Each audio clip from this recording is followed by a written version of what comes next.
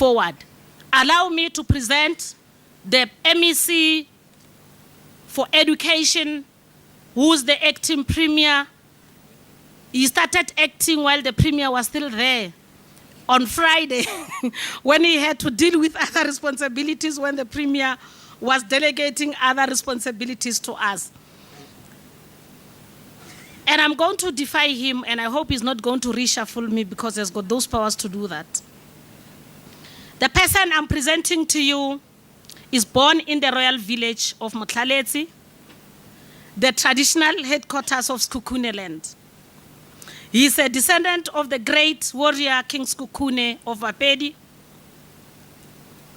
He has got bachelor degree of arts from the University of South Africa, diploma in labor law from the then Rau University, master's diploma in human resource management, certificate in municipal management with the University of Natal, advanced certificate in governance public leadership with Wits University.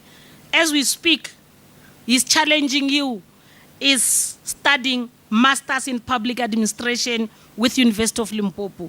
He's challenging you. Administratively is as well, Tlhabirwa is also an administrator who has distinguished himself in serving in different structures of public service. He served as the head of labor and governance in the Department of Education, Limpopo Provincial Government, Director Corporate Services at Ephraim Mogale Municipality, General Manager, COO at Sekhukhune District Municipality, and he was as well a municipal manager at Sekhukhune District Municipality. Maria is an astute and seasoned politician and a leader who have led the political structures at different levels, starting from being a leader of the Student Representative Council as the Deputy President at the then Sekhukhune College of Education. After the unbanning of the political parties in 1990, he became one of the key activists who established Sekhukhune Democratic Teachers Association, which preceded the formation of National Education Union of South Africa. He was part of the leadership that spearheaded and canvassed for formation of South African Teachers Democratic Union, SATU. He served in different capacities of the African National Congress as both the Provincial Executive Committee and a spokesperson. He was also appointed as the regional convener of the Sekhukhune region to rebuild the structures of the African National Congress. He was elected a ward councillor in 2001 after the first democratic local government elections in Fitahomu local municipality, and later sworn in as a chief whip. He was later deployed to serve in the Limpopo Provincial Legislature and appointed as the chairperson of Safety and Security and Licensing Portfolio Committee in 2009. In July 2013, he was appointed the member of the Executive Council of the Limpopo Provincial Government, MEC, to oversee the Department of Cooperative Governance, Human Settlements and Traditional Affairs. After May 2014, he was sworn in as a member of the Limpopo Legislature and further appointed as the member of the Executive Council responsible for the Department of Health. Recently, he has been moved to the Department of Education, where I can see that is another hectic department, but he does have the experience and the necessary skills to deal with that, where he is now the MEC for Education. I have the pleasure to present to you, to your good selves, Honorable MEC Maria Ishmael Kgetjepe, MEC of Education, the Acting Premier in Limpopo Province. Thank you. Thank you very much. You can get seated. I don't know, I've asked the MEC not to read, but she has read, so thank you very much. I thought you can talk a lot about me without reading anything, but Program Director, the MEC for Cooperative Governance, Human Settlement and Traditional Affairs, Mema Kgepetje, the Deputy Speaker of the Limpopo Provincial Legislature, the chairperson of SALGA in the province, Councillor Mobo Magabe, and the chairperson of SALGA in the Mpumalanga province, the members of the National Executive of SALGA, executive mayors and mayors of our municipalities, the PO of SALGA, the executive management from SALGA National and the province, the management of constitutional institutions, the Auditor General and the IEC here present, or any other constitutional institution I've noted. Our councillors coming from various municipalities, ladies and gentlemen, our business executives, our partners here present, good morning. This Members' Assembly comes at a time when we are just on the verge of completing 15 years of democratic local government, and it is critical that we must reflect and conduct a dipstick analysis of the journey we have traveled so far. We must reflect on the successes and failures as to both strengthen and turn the corner towards addressing matters of service deliveries in our communities in the province. This is indeed an important gathering, for it is a meeting of respective municipalities that represent communities in our local councils in the province. We know the importance of local governance as the critical interface between government service delivery system and the people. It is with this understanding of the importance of local government that we have to place premium value on the roles and responsibilities of this sphere of government. Program Director, the Constitution of the Republic in Section 152, Paragraph 1, stipulate, among others, and I'm sure this is a song in a gathering of this nature, I'm sure that's almost because you are a community of practice. Among others, the objectives of local government as providing democratic and accountable government for local communities, ensuring the provision of services to communities in a sustainable manner. And for me, key to this second objective is the word sustainable. As the MEC was outlining, that we are at that phase where we are, the key focus is on this critical paragraph of our constitution. Local government exists to promote social and economic development, and it further exists to promote a safe, healthy environment, and lastly, to encourage involvement of communities, community organization in matters of local government. It's almost like a textbook way of teaching if I was in class, Ishmael Kgepetje. We must remind ourselves of this objective because we are indeed, and if we are celebrating 15 years, Councillor Magabe, we must remind ourselves. This is almost the catechism that we must look at as we reflect on ourselves. Indeed, the only representative who can defend each and every objective by continuing to seek avenues that will ensure that they come to fruition. These objectives are the very ones that will see us advancing quality and sustainable municipal services beyond 15 years of democratic and transformative local government, as correctly captured in the themes for this Members' Assembly.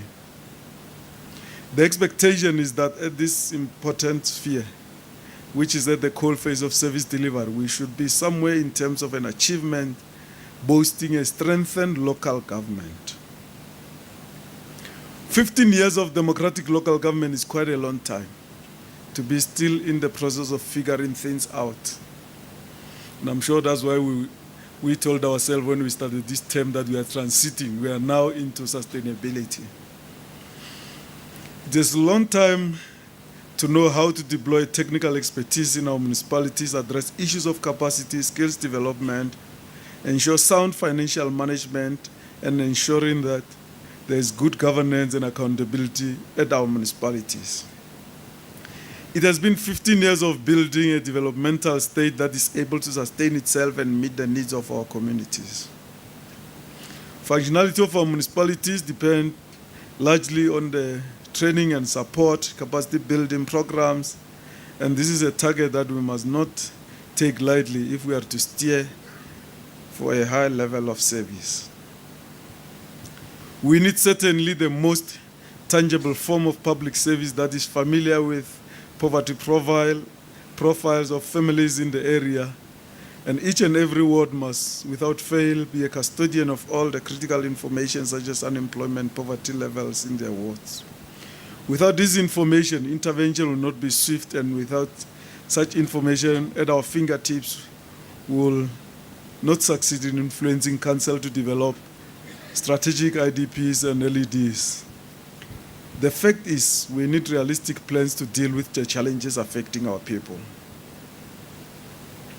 Program Director, good progress and positive milestones have already been registered by our municipalities. It is a true reflection that over this period, we have been able to deliver in a lot of basic services that are required by our communities.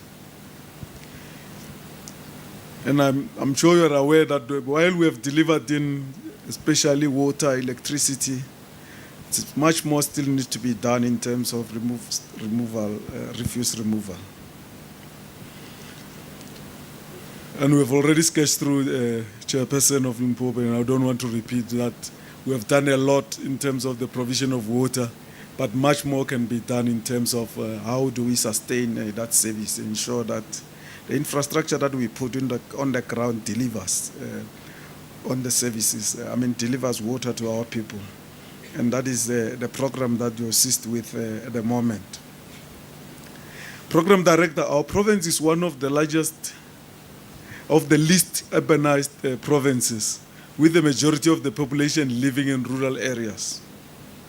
You'll agree with me, colleagues, that it can't be that only 34% of the MIG is spent in the province when our people are crying for services. Executive Mayor Mabola, then you would know this used to be a lot of argument in our meetings when you were sitting there. So when you come back to local government, I thought we have almost navigated this matter well. We're still sitting there. And I think we should sit that here, all of us acknowledge that 34% is not good enough. That is why last week in a meeting with the mayors, and the MEC has already talked about that, the Premier in the meeting with the executive mayors and mayors carve out that program that will ensure that how do we fast track. For me,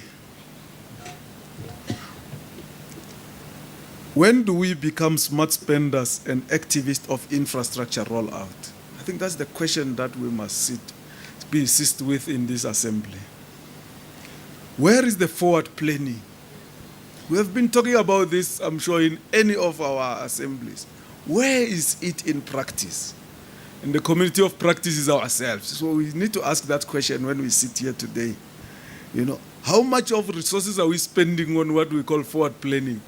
Where is the benefit of that?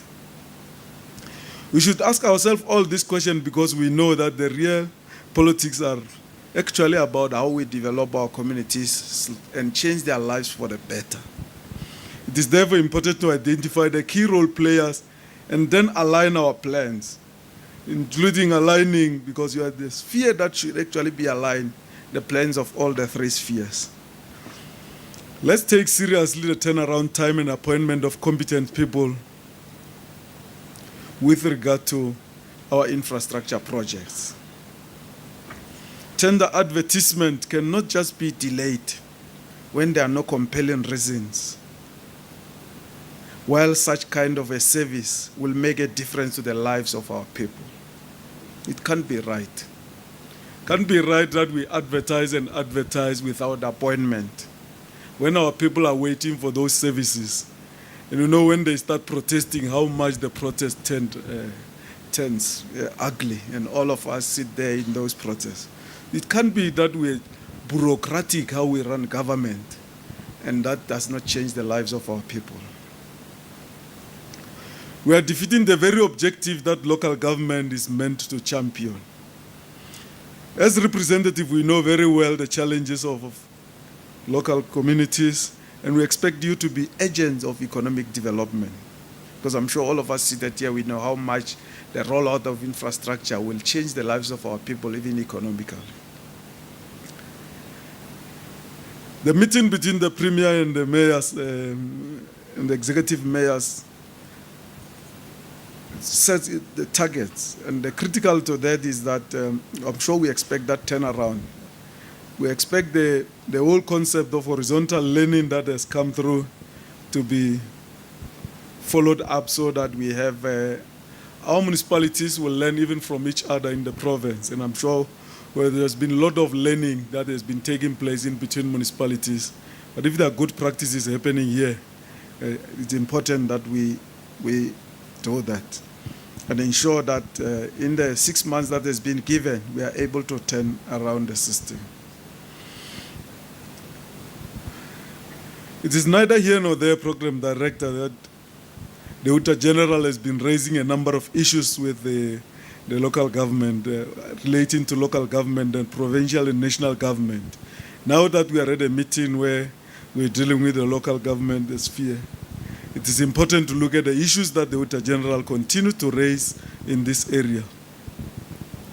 It cannot be right that when the Uta General come to audit, we still mourn that we have not been given enough time, or that auditors were too junior and therefore lack experience. I don't know how you say that when they pronounce on your outcome, whether anybody will dare to listen to you, because they are a constitutional institution that has got a responsibility to pronounce on you. And when you start raising these issues, people know that you just gone into a mood of self-defense. I'm glad that we are all in agreement that in action plans that action plans from now on will form part of the performance contract of accounting officers and CFOs when they are employed. It is also important that in doing that, we will be able to get a commitment of every one of us so that we are able to achieve the goals set by ourselves, so that we get well-responsive municipalities that are able to deliver service, but not only deliver service, but account for every cent that has been allocated from the fiscus. I'm also glad that we are aware and are in agreement that the skill shortages at local government form part of the greater and the wider challenges when it comes to making our local government sphere user-friendly.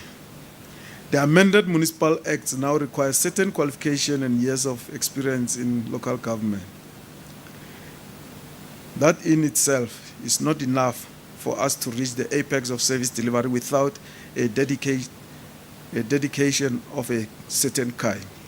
Because qualification and skills, they just don't deliver. You need commitment, you need a particular dedication. That is what is real. For some of us, that's real politics, about getting that dedication and ensure that we deliver on the service of our people. We need a breed of administrators and political leadership that will ensure that through dedication we are able to deliver services to our people. In conclusion, I wish you the best in charting the way forward. Scholars everywhere agree that South Africa doesn't lack in policy documents. I think most of you have attended dozens of conferences and seminars since the beginning of this year. What we need now is effective, efficient implementation of those resolutions. Let's go on and do just that, comrades and friends. And I thank you very much for inviting me here to this gathering, and I wish you well in your deliberations. Thank you.